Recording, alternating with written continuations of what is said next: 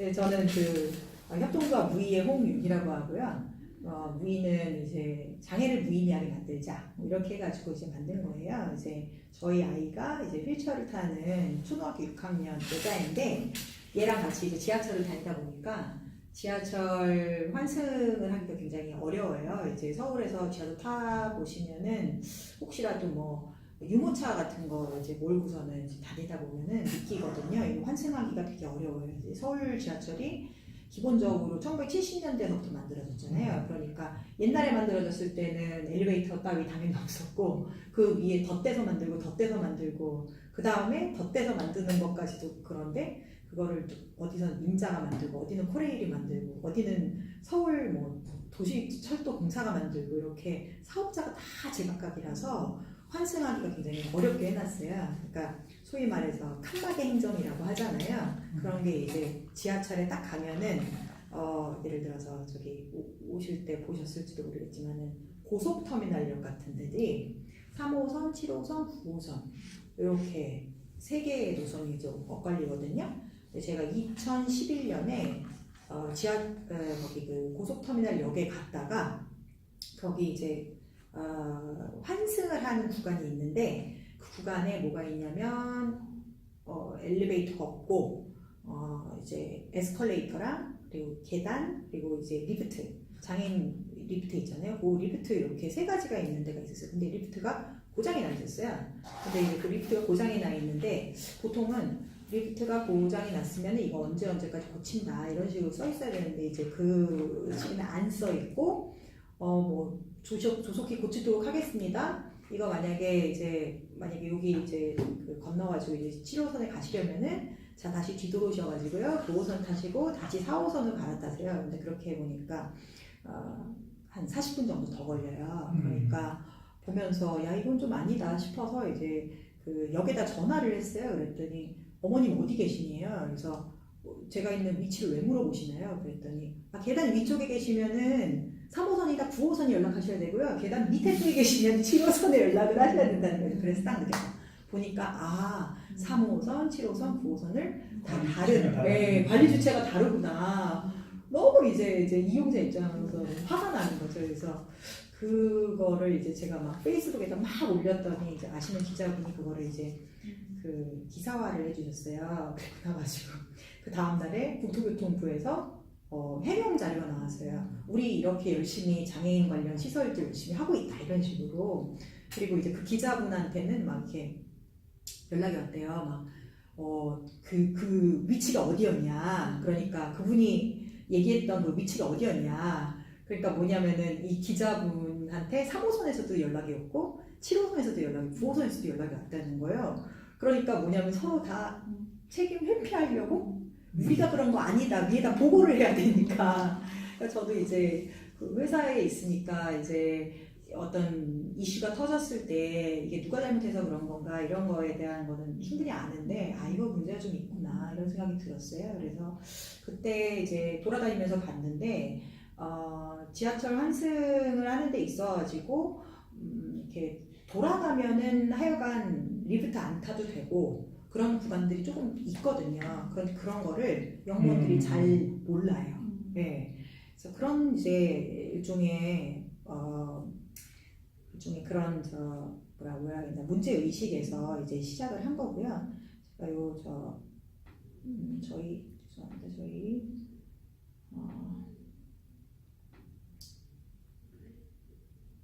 소개 자료를 조금 보여드리면서 말씀을 드릴게요. 그래서 아까 전에 말씀드렸던 이런 이제 서울신문에 났던 기사, 이게 그 고속터미널에서의 경험뿐만이 아니라 뭐 다른 역에서도 마찬가지예요. 예를 들면은 저희 이제 건대입구역 같은 경우는 거기가 굉장히 어려운 역이거든요. 이렇게 다니기가 이제 특히 환승하기가 굉장히 어려운 역인데 저희 애가 거기 병원에 다녔었어요. 그래서 병원에 가려면은 일부러 7호선을 타고 다녔는데 한 정거장을 더 가서 중앙 그 승강장이 있는 데에서 반대쪽으로 갈아타서 다시 한 번 더 돌아가야 되는 거예요. 왜냐하면은 저희가 가려고 하는 건대입구 쪽 승강장에는 엘리베이터가 없고 이쪽에는 있는 거예요. 그러니까 돌아갈 수밖에 없는 것들이죠. 이런 거는 불합리하다 이렇게 생각을 했던 거죠.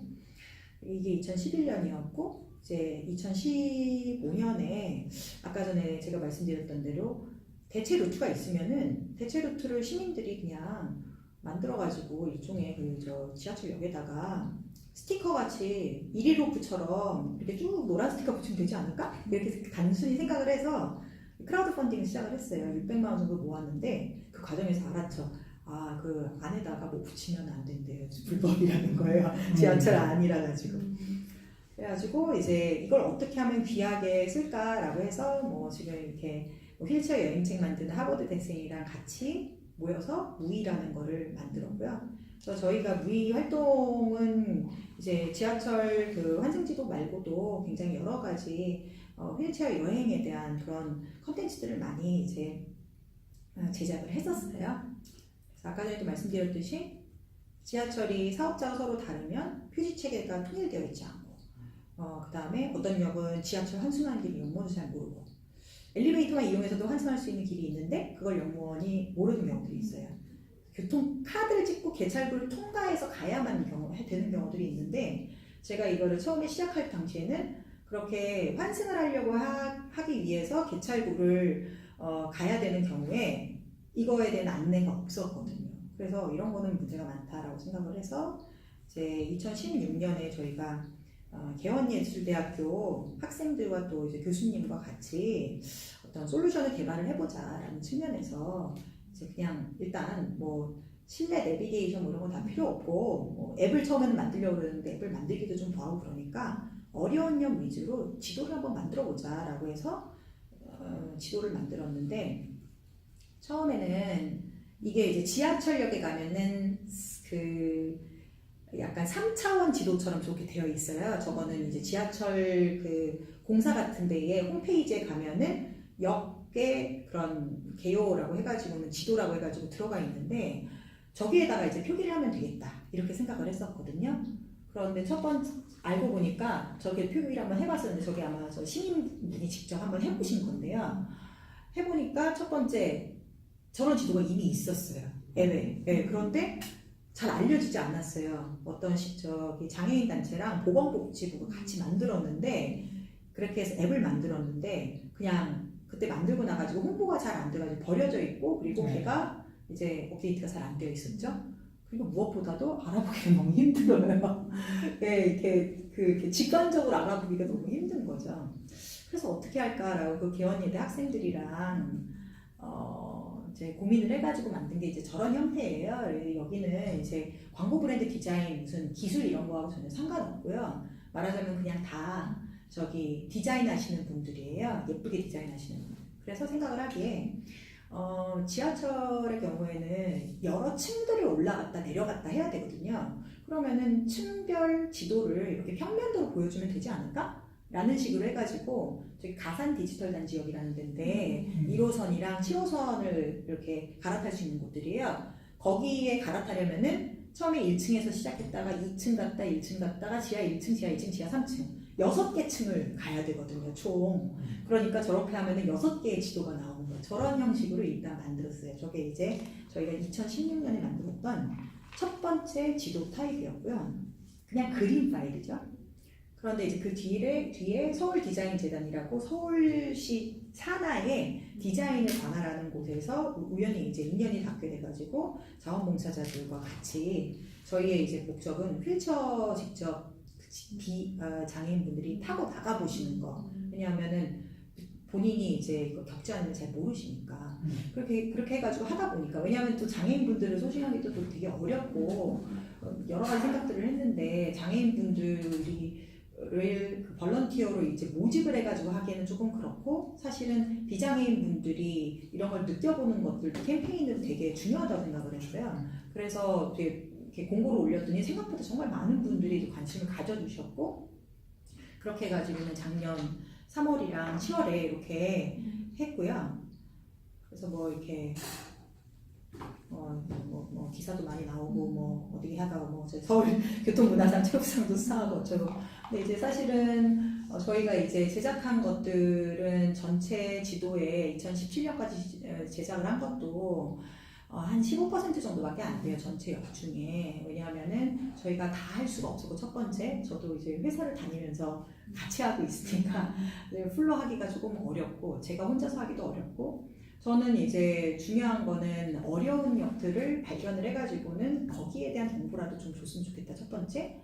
그리고 이거는 공공 디자인이고 공공 정책 내지는 공공 데이터니까 궁극적으로는 시민이 이렇게 그 뭔가 문제를 발견해가지고는 이런 솔루션이 있을 수 있는데요. 이거를 디벨롭을 해주세요라고 저는 사실은 서울시든 뭐 그 코레일이든 던져드릴 요량이었거든요. 그래서 사실은 샘플링을 많이 했던 거죠. 그래서 그 15%밖에 안 된다라고 말씀드렸었는데 그 환승역들은 뭐 이제 휠체어 환승시 아까 전에 저기 가산 디지털 단지역처럼 막 6개 층을 오고 가야 된다든지 뭐 서로 다른 사업자가 운영을 해가지고 물어봐도 그 자리에서 잘 해결이 안 되는 뭐가 있다든지 개찰구를 통과를 해야 된다든지 해서 막 그 시민들이 스트레스를 받을 수밖에 없는 또는 밖으로 나가서 아예 돌아야 되는 데들이 있어요. 건대 입구, 뭐 노원역, 뭐 영등포 구청역 이렇게 몇 군데 있어요. 한 대여섯 개 있거든요. 그런 데들 위주. 그 유동인구 많고 또 복잡한 역들의 경우에는 이게 이제 환승 노선이라는 게 하나만 있는 게 아니잖아요. 다 할 수가 없었는데 이제 2개 이상 하는 그런 역들도 몇 군데 유동인구 많은 데들은 좀 하고요. 그렇게 해서 2017년에 저희가 33개여 58개 구간들을 이제 했고요.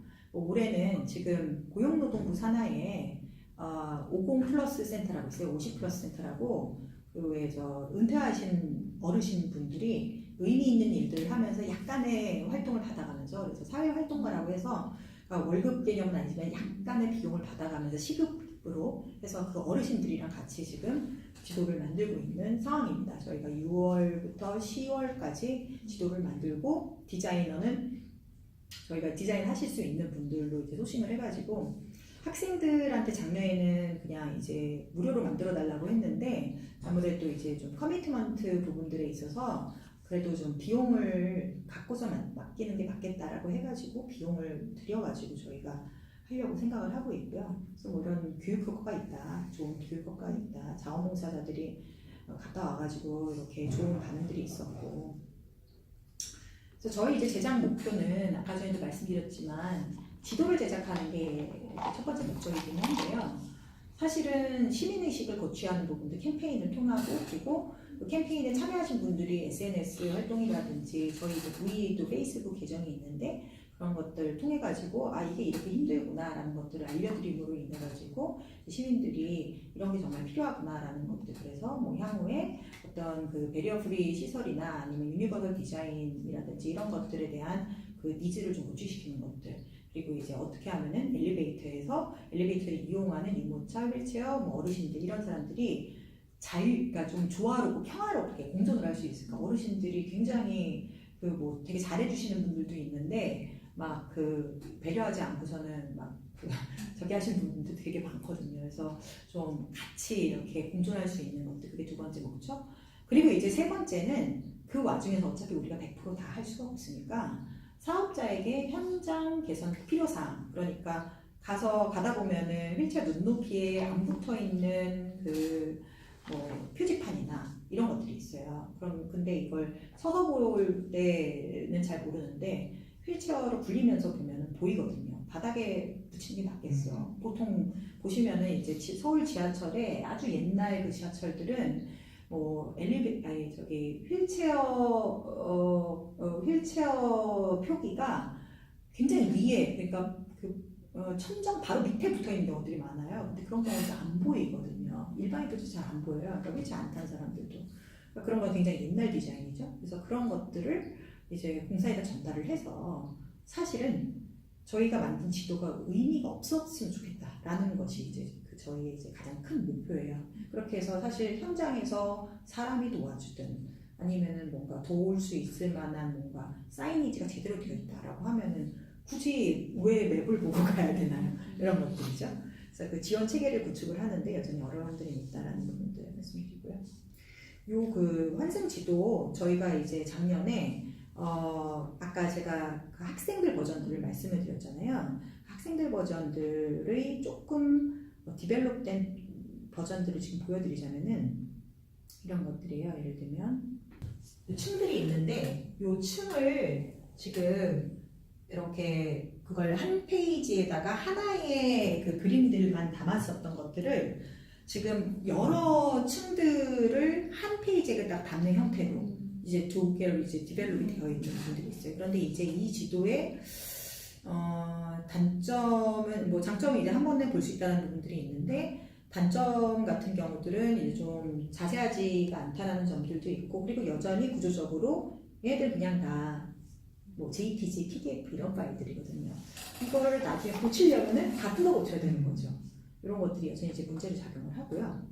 그 다음에 저희가 이제 작년에 서울 디자인재단의 도움을 받아가지고 제작을 한 세 번째 타입의 그 지도가 있는데 얘는 아예 앱에다가 넣는 것들을 감안을 하고서는 이제 만든 거예요. 일단 저희 그래서 이거 보시면은 직관적으로 아실 수가 있는데 그래서 그런 것들을 이제 좀 극복을 하기 위해서 그리고 또 이제 시간 같은 경우들도 저희가 직접 이제 리서치 나가면은 파악이 가능하잖아요. 그래서 이제 디자인 체계를 어떻게 해야 될까를 이제 거기서 전문적으로 고민을 좀 해보셨고요. 여기서 이제 고민을 하실 때 뭐 아마 그냥 디자인적인 측면 말고도 지도적인 측면들도 좀 많이 고려를 하셨을 거예요. 이렇게 앱 형태, 앱 프로토타입으로 만들었거든요. 프로토타입 왜 프로그램들이 여러 가지 있잖아요. 그래서 처음에는 전체 어떤 그 텍스트적인 그런 경로, 그 다음에 아까 그 저 학생들 지도랑 마찬가지로 이렇게 약간 픽토그램을 이용한 거, 그리고 이거는 이제 공사에서 직접 실내 지도를 받았어요. 받아가지고 리디자인을 해서 층별로 이렇게 보여주도록 그렇게 되어 있거든요. 그래서 보시면은 이거하고 여기 클릭 누르면 일로 가고 여기서 지도 누르면 이쪽으로 가도록 그렇게 그 디자인을 한 게 있어요. 그래서 올해 디자인을 하게 되는 지도들은 이제 이 지도가 될 것 같습니다. 그래서 처음에 이제 실내 내비게이션 기술이란 게 있을까라고 해가지고 굉장히 여러 가지 생각을 해봤어요. 그런데 실내 내비게이션에 대한 그 기술적인 활용도에 대해서 실제로 공사분들이랑 회의를 한 적들도 있었거든요. 뭐 그게 주제는 아니었는데 어쩌다 그 얘기가 나와서 왜냐면 사람들이 앱으로 만들어가지고 광고 붙이고 하면 되지 않겠니? 이렇게 하고 그리고 실내 내비게이션 기술, 뭐 비콘이나 이런 기술들을 활용하면 되지 않을까? 이렇게 얘기를 해요. 저는 전혀 모르니까 그럴 수도 있지 않을까 해가지고 공사분들 만난 자리에서 그래서 물어봤어요. 그랬더니만 비콘 기술을 활용을 해가지고 자기들이 그런 지도를 만들려고 생각 중이라고 말씀을 하시더라고요. 그래가지고 일단은 거기서 이제 제가 느꼈던 거는 첫 번째 지하철 실내 그 정보 자체가 이게 일종의 공공 그 지도 내지는 공공 시설물들이기 때문에 인간의 우리는 오픈하지 않는다라는 약간 그런 느낌이 조금 들었었고요. 인간이 뭐 하지 않는다고요? 오픈하지 않는다. 오픈하지 않는다? 네. 공공시설인데 공공시설 지도 같은 것들 있잖아요. 그래서 그런 것들에 대한 보안이랑 뭐 이런 것들 때문에 네, 보안이나 이런 것들이 특히 왜냐면은 저 지하에서 리서치를 하려고 그럴 때 연구원들이 되게 많이 와서 제대를 하셨어요. 저희 처음에는 모르고 그냥 했는데 여기 사진 찍으면 안 된다고. 사진 찍으려면은 공사에 허가 받아갖고 오라고. 이렇게 얘기를 해가지고 저희가 그 다음서부터는 저희 이름으로 보내지 않고 이제 아까 서울 디자인재단이 그런 공공기관이잖아요. 그리고 올해도 50+센터는 공공기관이잖아요. 공공기관 이름으로 공문을 보내는 거예요. 우리 이런 거 공공 목적에 의거해가지고 하려고 그러니까 허락해줘 라고 해가지고는 하는 거예요. 그러니까 예를 들어서 네이버나 뭐 카카오나 이런 데들이 사실은 실내 지도들을 만들 수도 있잖아요. 그래서 제가 네이버랑도 사실은 미팅을 했거든요. 근데 제한테 제일 먼저 물어보는 게 그거 허가를 어떻게 받아요? 이렇게 물어보시더라고요. 그래서 그때 이제 회의를 할 때도 그 비콘 기술을 활용한 그런 거를 내부적으로 검토 중입니다. 이렇게 말씀하시더라고요. 그래서 그럼 언제 나오나요? 그랬더니만 검토 중입니다. 그래서 아예 알겠습니다. 그런데 또 그리고 나서 한 1년 정도 뒤에 보니까 비콘 기술 그거 사실 이제는 좀 한물 갔는데 이제 뭐 별로 쓸모가 없는데 뭐 이렇게도 말씀을 하시고 그런 게 좀 있더라고요. 아무튼 저희는 뭐 그냥 그렇다고 해서 그냥 손 놓고 앉아 있을 수 없으니까 그냥 만들던 거 계속 만들었고요. 아까 말씀드린 것처럼 이거는 이제 말하자면 그 저희 그 잠실역인데 지하철 앱에다가 얻는다고 가정을 해가지고 만든 거예요. 그 지하철 앱에는 보통 환승 정보만 있는 게 아니라 내가 A역에서 B역 갈 때까지 최적 경로도 찾아주고 그 다음에 뭐 시간도 찾아주고 이러잖아요. 그러니까 이게 지금 서울시에서 운영하는 앱이 있어요. 또타 지하철 또타 앱인가 그래요. 그래서 지금 앱스토어에서 다 다운받을 수 있는데 거기에 이제 사실은 교통약자 정보들이 있거든요. 거기에 사실은 얹을 생각으로 만든 거예요. 이런 식으로 구성하시면 됩니다 라고 해가지고 샘플을 저희가 50개를 만든 거죠. 지금 보시면 요 위에 있는 것들은 좀 그렇긴 한데 이게 요 위는 예를 들어 잠실나루 역에서 뭐 어디 어느 역으로 이동한다라고 가정을 하는 거니까 이거는 사실 저희의 리서치 영역에 속하지는 않고요. 지금 저희 리서치 역에 속하는 게 바로 여기 지금 잠실역에서 뭐 2호선에서 8호선으로 갈아탈 때라고 해서 지금 이렇게 그 각 층별로 이동 경로를 텍스트로 표현을 해놨어요. 그리고 이 텍스트로 표현을 한 거는 제가 일부러 텍스트로 넣어달라고 그랬어요. 왜냐하면 시각장애인 분들한테 읽어줘야 될 수도 있는 거잖아요. 그런 경우에는 tek스트가 필요하지 않을까? 저 이렇게 생각을 했어요. 이거 영어로 만약에 번역을 하거나 중국어로 번역을 해야 된다. 그럼 텍스트가 필요하지 않을까? 이렇게 생각을 했어요. 저는 잘은 모르겠지만은.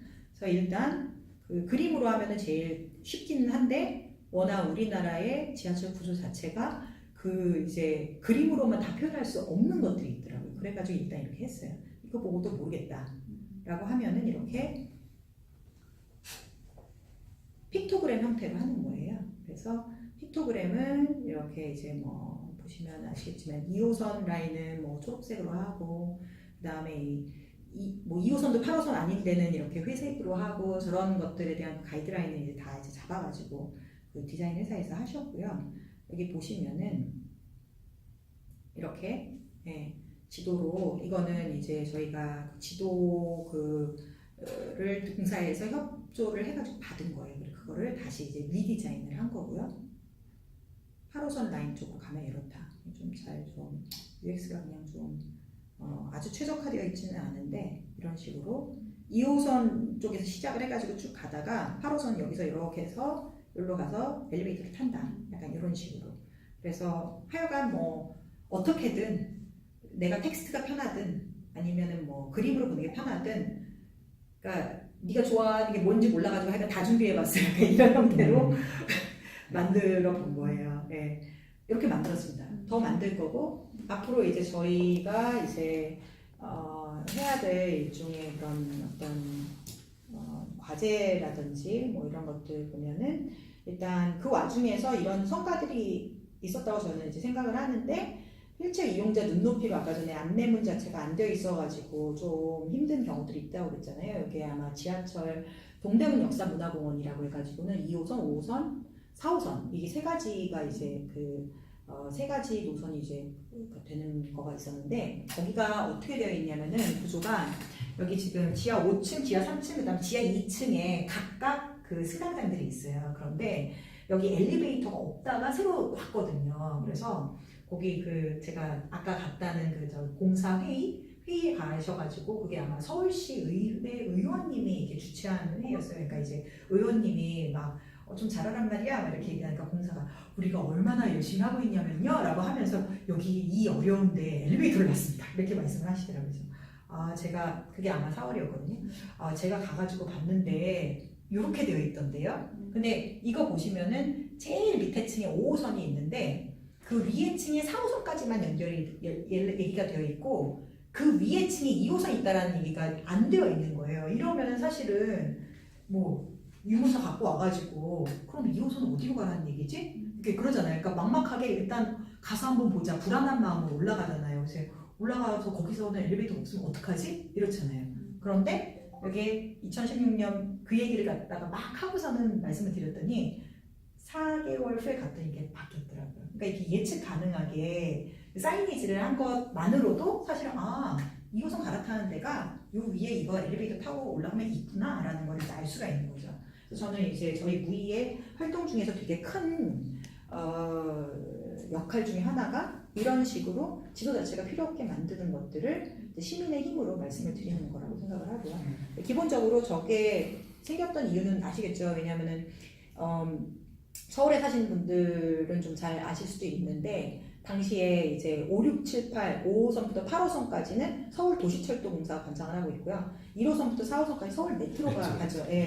관장을 하고 있어요. 그래가지고 서로 그 똑같이 서울시 산하 기관임에도 불구하고 협업이 잘 안 됐던 거죠. 그러니까 5호선에서 4호선까지만 딱 표기하고 4호선에서 2호선까지 할 이유가 없는 거예요.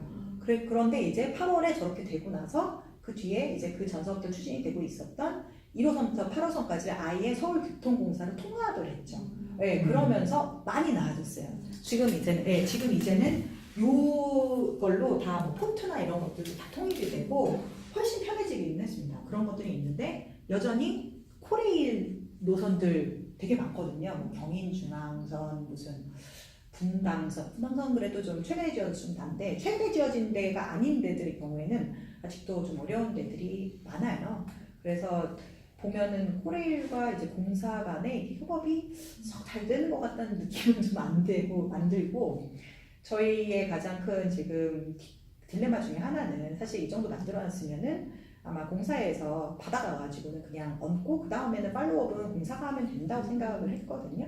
근데 제가 보니까 그 또타앱 같은 경우도 그거는 지금 교통공사가 지금 가지고 운영을 하고 있는데 사실 그 안에 있는 코레일 노선들 같은 것들 이것까지 우리가 해야 되나? 약간 이런 부분들이 있으실 것 같아요. 저는 이제 읽을 수는 없지만, 그러니까 얘기를 듣지는 않았지만은 왠지 그 부분에 대한 부담감이 있으실 것 같다는 생각이 든 거예요. 그래서 제가 생각을 하는 거는 지금 저희가 만든 거는 이렇게 일종의 그림 형태의 맵들인데요. 얘를 뭐 저는 기술은 진짜 모르지만 데이터를 약간 스트럭처드 데이터라고 해가지고 저희 회사 내에서도 뭐 그런 이제 데이터를 갖다가 정제할 수 있는 형태로 만들어가지고 그거를 쌓아놓으면은 얘를 가공하기가 쉽지 않겠냐. 그래서 그 스트럭처드 데이터를 만들었으면 좋겠다. 지금 우리가 그림 파일로 가지고 있는 것들을. 그래서 제가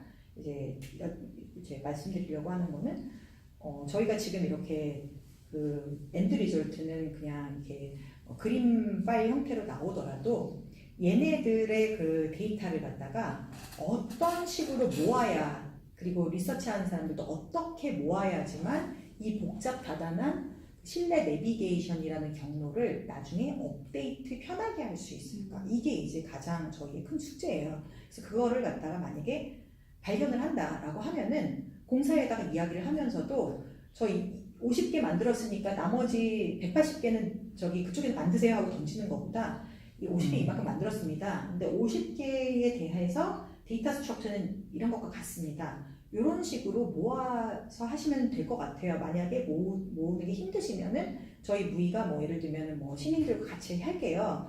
업데이트 하는 것만 공사에서 해주세요. 뭐 코레일에도 따로 얘기를 할 수가 있고. 근데 지금 저희처럼 그냥 이렇게 그림 형태로 이렇게 만들어 놓으면은 업데이트 하시기가 되게 부담스러우실 것 같다 이런 생각이 들어요. 저희는 이 데이터 스트럭처는 만들어서 어느 지도 사업자든 드리려고 생각을 하고 있어요. 그게 네이버가 됐던 카카오가 됐던 아니면은 SK 뭐 어디가 됐든 플래닛이 됐던 지금 그 지하철 지도를 만들고 있는 3개 사업자가 있거든요. 우리나라에. 뭐 구글이 될 수도 있는 거고요. 구글 얘기하면 안 되나? 어쨌든 그래서 제가 이제 이거를 뭔가 돈을 가지고서 이게 돈 벌려고 한 것들이 아니고 뭐 공사에서도 그거는 돈 벌 수 없는 데이터라는 식으로 이렇게 약간 암묵적으로 말씀을 주셨기 때문에 저는 이제 제가 필요해가지고 저희 애가 필요해가지고 만든 거니까 공익적인 데이터면은 공공 데이터의 그런 데이터 스트럭처 체계를 만들어가지고 같이 드리는 게 좋겠다 이렇게 생각을 했고요. 제가 생각하기에 이게 뭐 잘하면은 이게 실내 내비게이션이란 기술들이 아직 우리나라에 없는 걸로 알고 있어요. 예. 있는 거가 제가 들은 거는 네이버 랩스에서 실내 내비게이션 하는 팀을 이렇게 통째로 이걸 어파이어를 해가지고는 그 내부에서 뭐 이렇게 디벨롭을 하고 있다라고 얘기를 들었는데 제가 네이버 랩스랑 이제 미팅을 했을 때는 그분들은 말은 이렇게 해주시지는 않더라고요. 지하철이 특성상 이게 이렇게 평면에다 펼쳐가지고 하는 그런 어떤 지도의 체계와는 굉장히 다르기 때문에 한국형 만약에 말하자면은 그 실내 내비게이션의 데이터 스트럭처 체계를 이걸 계기로 해가지고 만들 수도 있지 않을까? 이런 생각이 들어요. 그래서 뭐 공공 건물에도 적용을 할 수가 있고 민간 건물에도 적용할 수가 있고 이걸 꼭 똑같이 하지 않는다고 하더라도 그 이후에 뭐 시민들이 내가 있는 곳에 어느 공공 건물에 대한 이런 실내 맵 같은 것들을 만들고 싶다라고 한다면은 내지는 뭐 지하 어떤 저기 뭐지 뭐 지하 상가들과 그다음에 뭐 지상과 뭐 이런 부분들을 갖다가 이제 통칭하는 어떤 종류의 지도 프로젝트를 하고 싶다라고 할 때도 그냥 귀중한 자료가 될 수 있지 않을까 이렇게 이제 생각은 해보고 있고요. 저희가 이거를 하기 위해서 어떤 식의 그 데이터를 쓰고 있는지 좀 보여드릴게요. 엑셀 데이터인데 엑셀에다가 이런 식으로 그냥 텍스트로 그냥 하는 거예요. 다른 게 없어요. 근데 이거를 이렇게 몸이 맞나? 예를 들면 얘를 체계를 이렇게 해가지고는 엑셀로 해가지고는 뭐 셀에다가 여기에다가 이걸 넣고 저기다 이걸 넣고 뭐 이렇게 해가지고는 그거를 셀만 제대로만 이렇게 해도 나중에 그거를 짜잔하고 어디 지도에다가 넣으면은 좀 괜찮지 않을까 이런 생각들이 이제 들더라고요. 이런 식으로 별거 없어요. 이제 이 옆에는 뭐 보시면 아시겠지만은 이제 그래서 이런 게 불편했어라는 거를 적은 거고요. 그런 거 말고 이제 지도에 대한 데이터는 지금 맨 왼쪽에 있는 것들. 이런 식으로 이제 저희가 그 일반 시민들과 같이 제작을 하고 있습니다. 여기까지가 이제 제가 말씀드릴 수 있는 것입니다. 네.